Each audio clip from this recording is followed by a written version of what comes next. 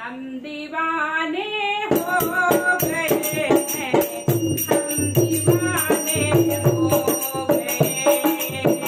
मैया रानी के भवन में हम दीवाने हो गए। एक तो माँ के पैर सुंदरी, दूसरी पायल सही। एक तो माँ के पैर सुंदरी, दूसरी पायल सही। तीसरी माँ हर लगी है, हम दीवाने हो गए। तीसरी माँ हर लगी है, हम दीवाने हो गए। एक तो माँ का रूप सुंदरी, दूसरी साड़ी सही। एक तो माँ का रूप सुंदरी, दूसरी साड़ी सही। तीसरी कोठा लगा है, हम दीवाने हो गए। तीसरी कोठा लगा है, हम दीवाने हो गए। मैया रानी के भवन में हम दीवाने हो गए। एक तो माँ के हाथ सुंदरी, दूसरी चूड़ी सही।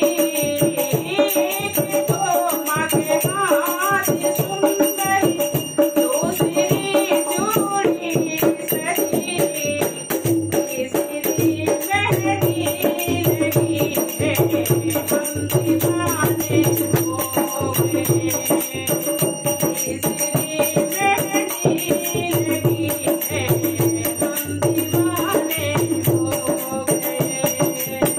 मैया रानी के भवन में हम दीवाने हो गए। एक तो माँ का गाला सुंदरी, एक तो माँ का गाला सुंदरी, दूसरी माला सही। एक तो माँ का गाला सुंदरी, दूसरी माला सही। तीसरा माँ का मुस्कुराना, हम दीवाने हो गए।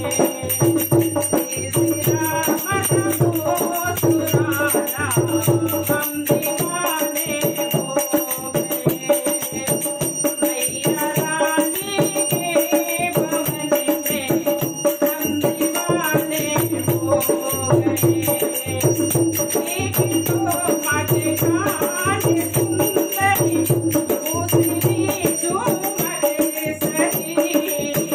तीसरी नथनी सही है, हम दीवाने हो गए। मैया रानी के भवन में हम दीवाने हो गए। एक तो माँ का माथा सिंदूर, एक तो माँ का माथा सिंदूर, दूसरी बिंदी लगी। तीसरा सिंदूर